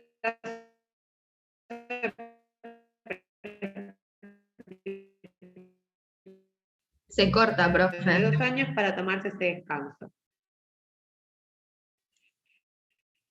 Respecto al recargo, Profe, no se escucha nada. el 100% sobre ese día de descanso no gozado, perdón, Profe. capaz que se me tildó a mí. ¿Ahí me escuchan mejor? Ahora a ver, sí, aguárdenme profe. un segundito, ¿eh? ¿Ahí me escuchan mejor? Perfecto. Bueno, bárbaro. Lo que les decía con respecto al recargo del 100%, establece hágame así si escuchan bien. Ahora sí. Bueno. No, profe, no se escucha. Bueno, ahí voy a conectar por la duda los datos del teléfono porque evidentemente estoy teniendo algún problemita de conexión, así que no se hagan problema. Lo que les decía respecto del recargo del 100% es que parte de la doctrina entiende que si el trabajador no se toma un descanso, no corresponde el recargo del 100%, o sea que el empleador abona el recargo del 100% porque se estaría de alguna manera tergiversando la finalidad de la ley, que es que el trabajador va a gozar de un recargo cuando no se tomó el descanso, cuando la ley no puede establecer un recargo por un descanso no gozado, como dijimos antes. Y la otra parte de la doctrina entiende que si se permitiera eso, es decir, que el empleador no abone el recargo del 100%, de alguna manera estaría incurriendo el empleador en un enriquecimiento sin causa, a costa del trabajador. Pero bueno, básicamente para que ustedes lo entiendan, hay dos posturas doctrinarias en cuanto a la caducidad o no. Una parte entiende que solo tiene la semana subsiguiente para tomarlo, la otra entiende que corre el plazo de prescripción de 2 años. Y respecto al recargo del 100% o no, con respecto al descanso no gozado, parte de la doctrina entiende que la tiene, o sea, si no tomó el descanso no corresponde al recargo del 100%, y la otra parte de la doctrina entiende que el recargo del 100% corresponde siempre. Se haya tomado el descanso, como no. Y vamos a ver que un mecanismo similar a este que les mencioné recién sucede con las vacaciones no gozadas, que ahora lo vamos a ver. Bien, en cuanto a los feriados y días no laborables, voy a mencionar solamente la diferencia. Les aviso por las dudas que nos vamos a atender 10 minutitos más. Si alguien tiene alguna clase que se tenga que conectar 17:20 y se tenga que ir o tenga algún tipo de compromiso personal, se va, no hay ningún problema, si quieren escribir en el chat, y si no directamente salen de la reunión porque no quiero tomar horario de otras materias o de otros docentes. Y si se pueden quedar 10 minutitos mejor, así terminamos el tema. Porque como les dije antes, es un tema bastante engorroso en algunas cuestiones y quiero que se vayan con un panorama claro. Respecto a los feriados y días no laborables, la finalidad de la norma ya no es el descanso, que el trabajador descanse, sino que generalmente se trate de días festivos, días patrios, festividades religiosas, y que la finalidad es que el trabajador se adhiera a los festejos de esa conmemoración, ese acontecimiento patrio, religioso, etc. Ese es el fundamento de los feriados y días no laborables. Los feriados nacionales son los que establece la reglamentación a través de decretos del Poder Ejecutivo, que va lanzando en cada año el calendario de feriados nacionales del año correspondiente, y la particularidad de los feriados nacionales, básicamente, es que el trabajador que no cumple tareas va a gozar de la misma remuneración que tiene a fin de mes. O sea, los trabajadores mensualizados van a cobrar lo mismo, el trabajador por jornal va a cobrar lo mismo. Ahora, si el trabajador presta efectivamente tarea durante un feriado, va a gozar del 100% de recargo por ese día de descanso trabajado.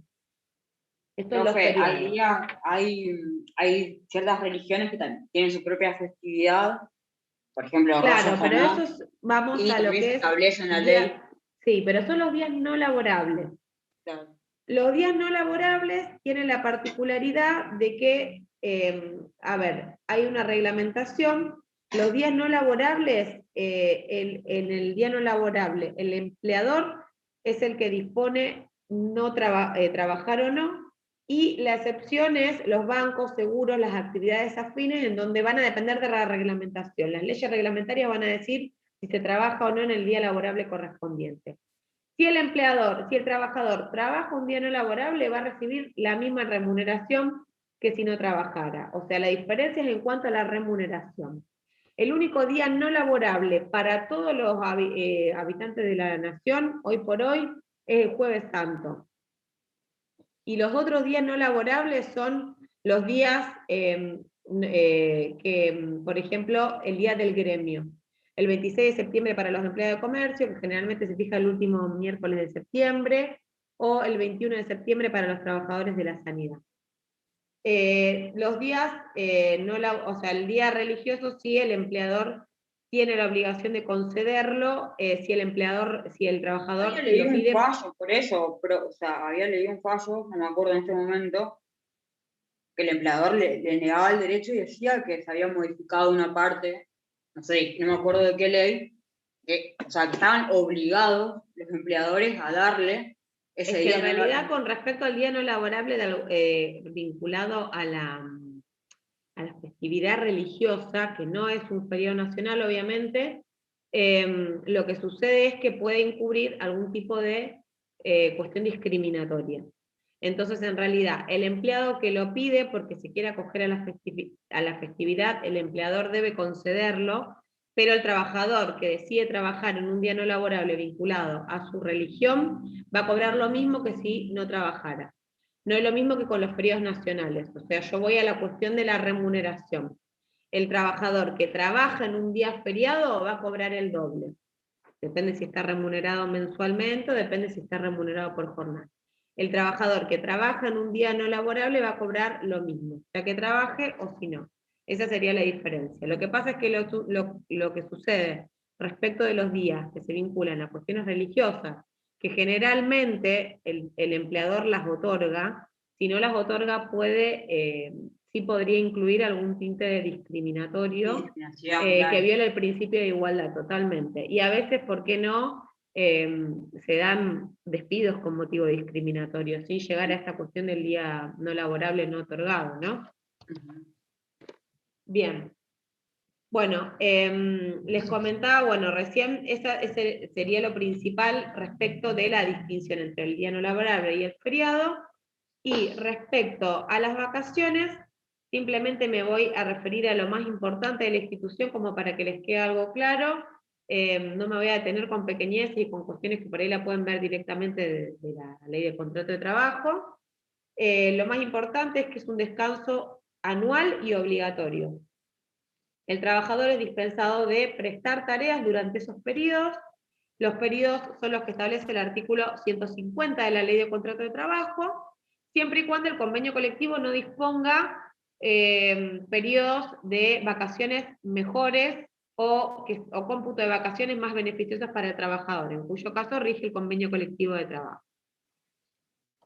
Como dije antes, el artículo 14 bis nos habla de descanso y vacaciones pagados, lo que significa que las vacaciones se tienen que pagar de manera previa a su goce. A eso se refiere el 14 bis cuando habla de vacaciones pagadas. Y el objetivo es el restablecimiento físico integral del trabajador, es decir, tiene una función higiénica y biológica, pero es un descanso de mayor duración que no alcanza que el trabajador lo necesita para recuperarse del trabajo y que no lo puede suplir ni el descanso semanal ni el descanso diario. Bien, el trabajador tiene que prestar servicios la mitad de los días del año calendario correspondiente. Si no presta servicios la mitad de los días hábiles comprendidos del año calendario correspondiente, por ejemplo, los trabajadores por regla que ingresan el segundo semestre no van a haber prestado los prestado servicios de los días hábiles, la mitad de los días hábiles del año calendario correspondiente. En el caso de que no cumplan con este mínimo de días trabajados, van a tener derecho a un día de vacaciones por cada 20 días de trabajo efectivo. Eso lo establece el artículo 152 de la Ley de Contrato de Trabajo. Y se van a computar como días de trabajo los días que el trabajador esté afectado a una licencia legal o convencional.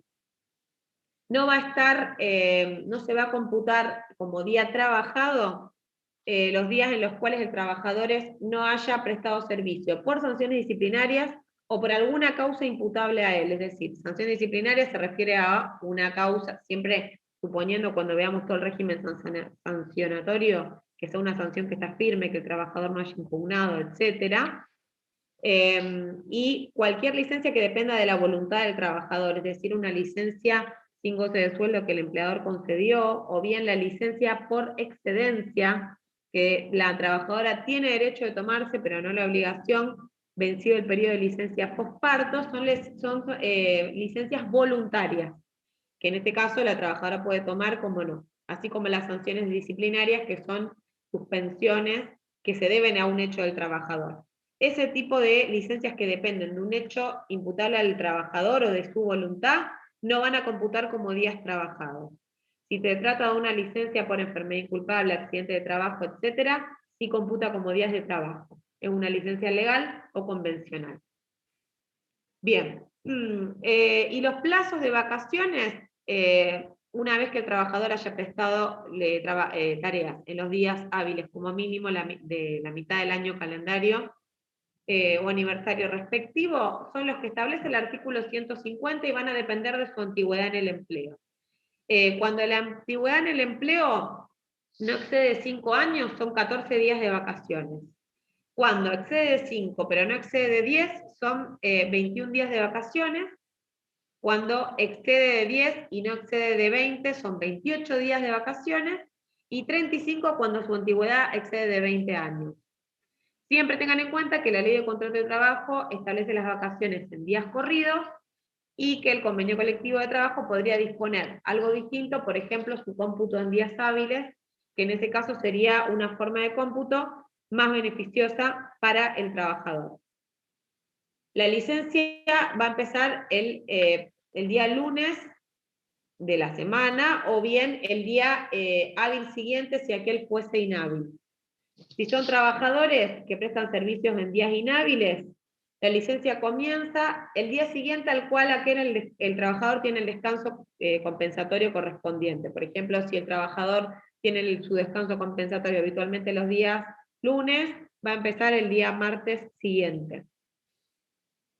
La acumulación de las vacaciones solamente se puede acumular 1/3 de un periodo de vacaciones inmediatamente anterior no gozado al periodo de vacaciones siguiente. Por ejemplo, si yo tengo 21 días de vacaciones, solamente puedo acumular 7 días de esos 21 días de vacaciones a las vacaciones inmediatamente posteriores. No se puede acumular un mayor periodo que 1/3 del periodo anterior.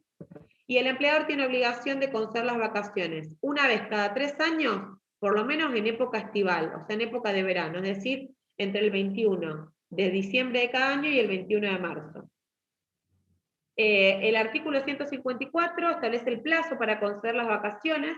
El plazo para conceder las vacaciones es entre el 1 de octubre y el 30 de abril del año siguiente. Por ejemplo, las vacaciones de 2021 pueden ser otorgadas entre el 1 de octubre y el 30 de abril del año siguiente, pero siempre se va a computar la antigüedad del trabajador al 31 de diciembre de ese año. Por ejemplo, si yo trabajo, no sé, en una fábrica de pastas, tengo 4 años y 11 meses y a mí las vacaciones me las conceden el 1 de octubre, como la antigüedad a computar es al 31 de diciembre del 2021, que ya voy a tener los 5 años, me van a corresponder 21 días de vacaciones. O sea, no se computa la fecha de otorgamiento, sino el 31 de diciembre del año correspondiente. ¿Se entiende? Lo mismo que si yo cumpliera los 5 años, por ejemplo, en marzo, y a mí las vacaciones me las otorgan en enero. Bueno, o sea, si no cumplí todavía los 5 años, me van a corresponder, porque al 31 de diciembre no cumplí con los 5 años de antigüedad, en el ejemplo contrario, digamos, a lo que mencioné antes, 14 días de vacaciones. ¿Se entiende? Perfecto, profe. Bien.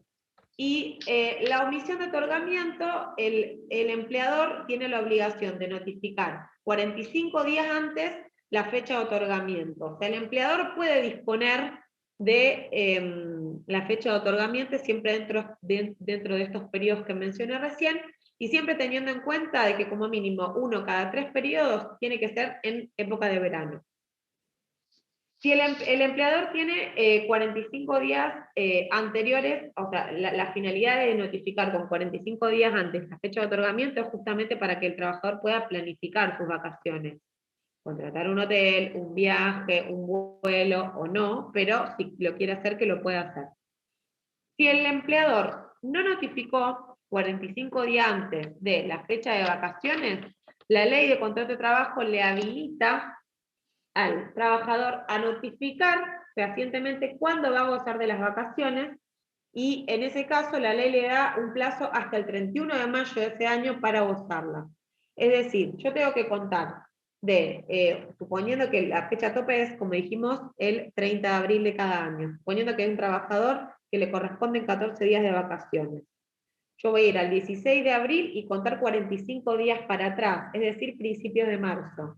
Si a principios de marzo, el 1 de marzo, el empleador no notificó fehacientemente cuándo le tocan las vacaciones a ese trabajador, él tiene derecho a notificarlo con 45 días de anticipación cuándo las va a gozar y las toma. En ese caso, la ley amplía el plazo hasta el 31 de mayo del año correspondiente.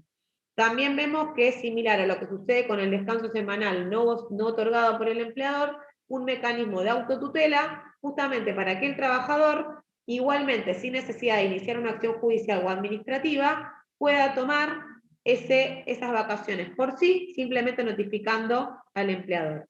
Y como dije antes, no hay ninguna norma que imponga o que habilite un recargo por unas vacaciones no gozadas, que esto es muy importante. Profe, si no se las toma al 31 de mayo, las pierde, ¿no? Exacto. Salvo, obviamente, que se produzca, como dije antes, se produjera la extinción del contrato de trabajo y él trabaja antes de que vence este periodo. Acá lo que vas a tener en cuenta, Denise, es que para ver si el trabajador las pierde, suponiendo que no se dio la extinción del contrato, vos vas a tener que tener en cuenta el plazo de vacaciones y los 45 días de notificación previo. O sea que yo, por ejemplo, que el trabajador tenga 14 días, voy a tener que ir 2 meses para atrás, es decir, al 31 de marzo. El 31 de marzo sería la fecha tope que el trabajador tiene, en el ejemplo que estoy dando, de que tiene 14 días, para notificar de manera fehaciente que se las toma, por ejemplo, el 15 de mayo o el 16 de mayo. Si deja pasar ese plazo, entiende la doctrina mayoritaria que sería un plazo de caducidad porque el trabajador las pierde si no las goza dentro de ese plazo. La única excepción es cuando se produce la extinción de contrato de trabajo, que corresponde a la indemnización por vacaciones proporcionales, y justamente el fundamento es que el trabajador no las va a gozar a esas vacaciones. Bien, lo que van a tener en cuenta acá son 2 cuestiones. El sueldo del trabajador, vamos a ir a un ejemplo fácil, lo van a ver en los manuales, cómo se remuneran las vacaciones en los casos de remuneraciones que no sean mensuales, a destajo, salario variable por comisiones, por día, etc. Pero el ejemplo claro, cuando un trabajador cobra un sueldo mensual, es voy a agarrar el sueldo y lo voy a dividir por 25. Eso es una de las cuestiones, o sea, la operación es el sueldo dividido 25 multiplicado por los días de vacaciones proporcionales que me corresponden por ese año. ¿Cómo se sacan los días proporcionales de vacaciones? Yo voy a tomar en cuenta la totalidad de los días hábiles del año calendario correspondiente, por ejemplo, un trabajador que tenga que reclamar las vacaciones proporcionales 2021. Voy a tomar en cuenta la cantidad de días hábiles que tiene ese año, que se toma tomando todos los días del año, sacando los domingos y feriados. Generalmente da 298 esa cuenta, esa operación la van a encontrar en el libro de Grisolía, y la van a dividir por la cantidad de días efectivamente trabajados. Eso le va a dar un proporcional, un número que puede ser un número decimal o no. Y ese numerito se multiplica por el sueldo dividido 25. Esa es la operación. Es para que ustedes lo tengan en cuenta, lo pueden leer de los manuales. En los exámenes nosotros esta cuenta no la preguntamos, porque realmente la van a estudiar cuando ejerzan la profesión, pero sí toman en cuenta que se va a tomar el proporcional de días trabajados de ese año, y se va a tomar en cuenta para los trabajadores mensuales el sueldo dividido 25. O sea que voy a tomar el sueldo dividido 25 por la cantidad de días proporcionales de ese año en el cual se produjo el despido. Y la indemnización por vacaciones proporcionales integra la liquidación final. Es decir, que junto con los días trabajados y el SAC proporcional se pagan en cualquier modo de extinción. Es decir, despido con causa, renuncia, despido sin causa, jubilación, etc. Bien, bueno, esto es lo fundamental. El programa también les menciona lo que es la ley de silla o la ley 12.205. Es una ley muy vieja del año 1935, y esa ley básicamente lo que establecía era que en cualquier local industrial o comercial tiene que haber por lo menos una silla con respaldo por cada trabajador que preste servicios en dicho establecimiento. Es una ley vieja, pero bueno, que está bueno que la sepan y que la pueden buscar en Infolec, y se las menciono porque el programa así lo menciona. Cualquier duda o consulta, yo sé, les pido disculpas porque la clase se extendió, pero no quería dejar temas sin ver de esta unidad que es muy importante. Pueden utilizar la mensajería del campus y me mandan cualquier consulta por ahí, y si alguno quiere hacer una pregunta ahora, la puede hacer.